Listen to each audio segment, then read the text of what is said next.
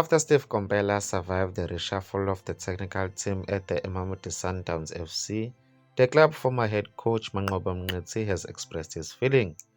Komphela was brought back by the Mngqithi Sundowns in June this year as the senior coach to work alongside with Mngqithi following the departure of Rulani Mokoena. The former Kaizer Chiefs coach Komphela was one of the only two technical members that retained in the new era, including Kenneth Muena, after Mngqithi was relieved of his duties along with Wayden Robertson. Tongues have been wagging on how Steve Komphela survived the job, with questions lingering on whether he still get along with Mngqithi.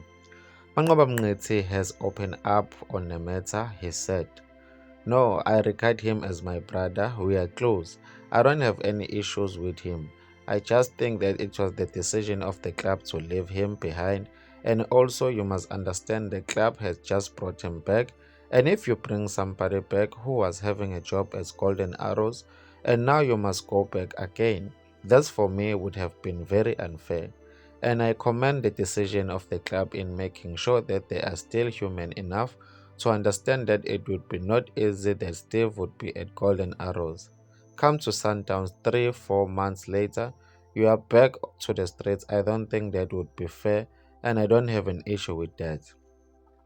I don't think in these conspiracy theories that means Steve did something behind my back and that's all. I don't think that is true. People are just making up stories. What's your opinion on this matter? What do you think has made the Mamelodi Sundowns management decision to give Steve Komphela? Place your view on the comment section. I will see you on the next video. Ciao.